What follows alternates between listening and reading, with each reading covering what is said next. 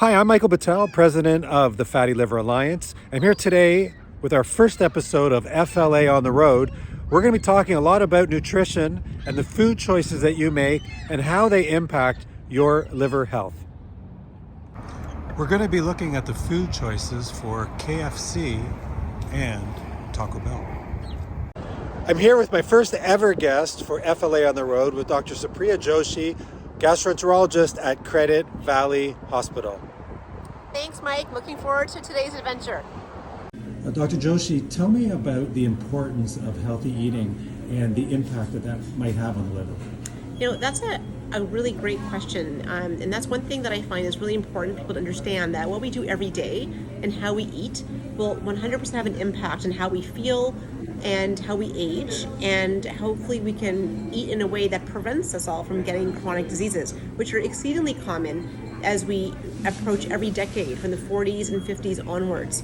So what we do today is most impactful for what's going to happen later on, decades ahead, which is really what I try to educate people about and to teach them why it's important to be mindful of this. So for example, life is busy. I acknowledge that for everybody, and everyone has unique stressors, whether that be financial, social, and other family stresses that occur to every family living in Canada. On top of all that, it is sometimes not always easy to access what people might know in their mind is a better food option. Because food scarcity is also a very real problem in the world today, where it'd be great if you could eat colorful vegetables every day, but some people just can't afford that because it's cheaper for that family to subsist on Kraft Dinner, as an example, or eat something else, or even grab takeout because they don't have time to go and eat something. So I think making people aware of what is healthy eating, how to make it reasonable, I think it's also important. I don't think it's important to stress that people need to be extremists about everything, but to at least be aware of what they're consuming and make better choices given all the situations that they may find themselves in. Because, you know, we can't be perfect, but we can certainly try to do our best.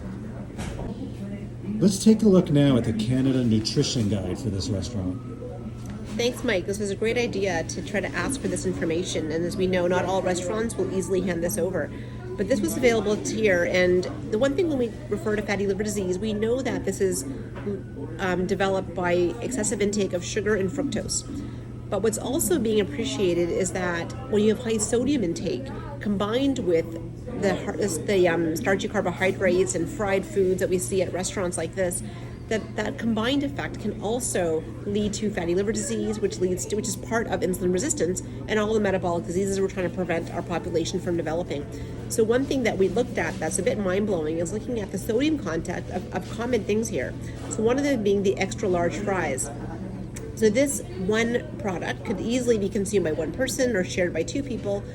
It has 2,330 calories, but it has 2,750 milligrams of sodium, which really is exceedingly high. And when we look up the recommended daily amount of sodium per day, it's recommended to have no more than 1,500 milligrams per day. So this one little item at one mealtime can certainly blow that budget, and that's going to have metabolic consequences, of which fatty liver is just one component. So important to understand what people are eating in terms of sodium content, glucose content, as well as to consider the calories as well, if people are trying to use calories as a way to monitor and reduce their intake of certain foods. Let's take a look at this sample menu item. French fries, they look really good. Popcorn chicken, and of course the barbecue sauce are most popular, and ketchup. So where are we at with this? So this is interesting. So I think I know from my own children that they would love to have popcorn chicken with some fries, and I know this is a very large one, but this could easily be shared amongst a family, if not consumed by one person. But what's interesting about this is to appreciate what is the macronutrients involved. So this is largely a carbohydrate-based meal, which really does not have much significant nutritional content. And on top of that, you have fried chicken pieces along with the sauces. And what most people don't realize, think of sauce as being a nice little condiment, but they are also very high in sugar. So this little barbecue sauce and each little packet of ketchup has 8 grams of sugar each.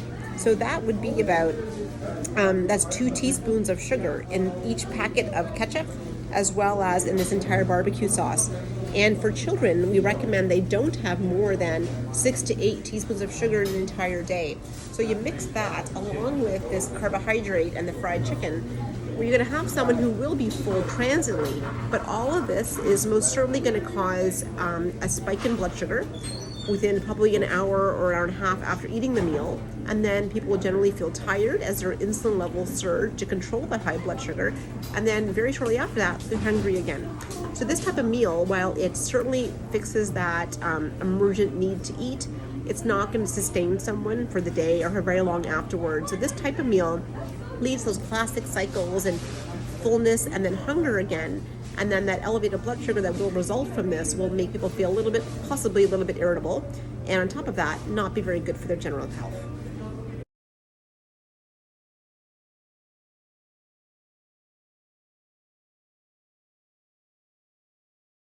We're also going to talk about healthy eating and choices you can make at the grocery store.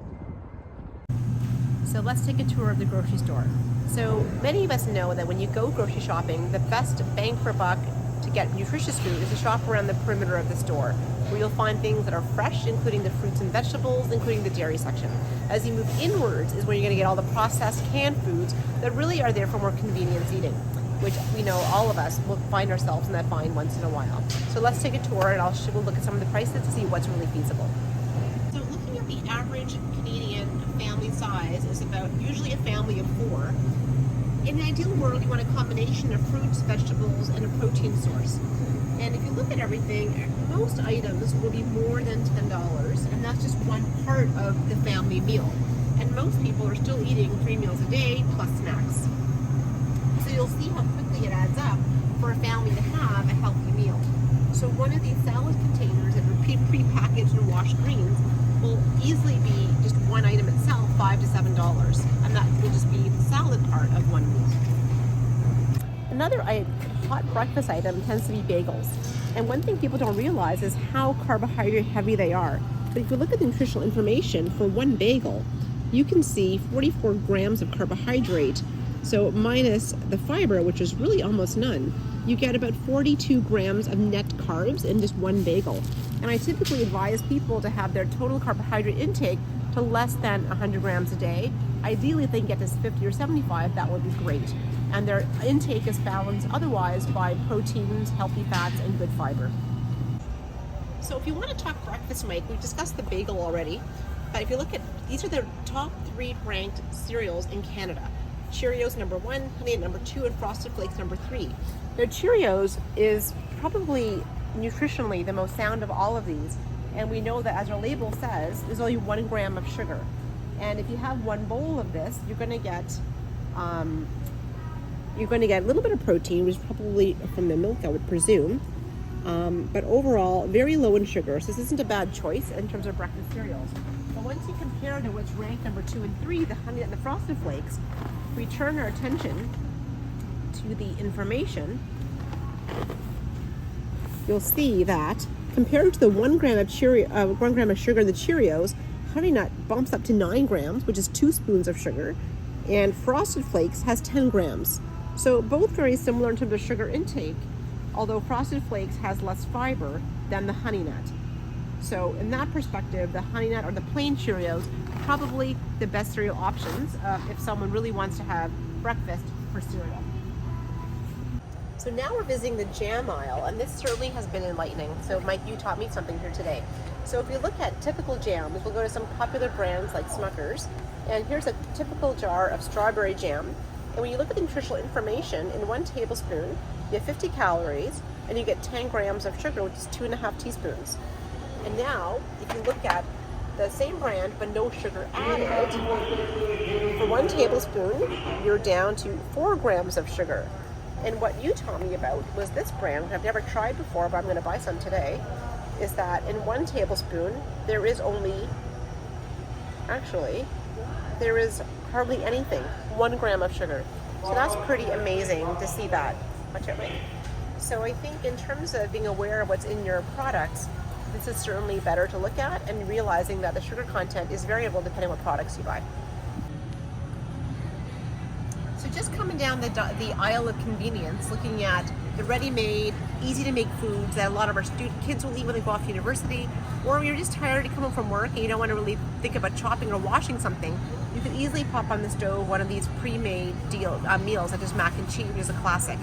Now, if you just look at the different options available, if you go to the white cheddar, again, looking at the nutritional information, it'll say what the ingredients are or the values are, but it's important to realize all of this is per 1/4 box. And for a growing teenager, they can consume easily a whole box of this. So while the 1/4 box says that there's 36 grams of carbohydrate, you know you're multiplying that by 4. So you've already got about 120 grams of carbs in that product with pretty much no fiber and about 4 teaspoons of sugar in that one box. This is before you've added the milk or the butter or anything else to that. So that's just one example of a product that may not necessarily be the healthiest, but looking at the price point when people can easily get that on sale, several of those boxes could feed a family cheaper than sometimes a head of cauliflower. Dr. Joshi, thank you so much for taking your time today to share your insights about healthy eating, healthy livers, healthy lifestyles. Well, that's great. It was super fun, and just hopefully people can learn a little bit something from it. We're all just trying to do our best. Thanks. See you again next episode. Absolutely.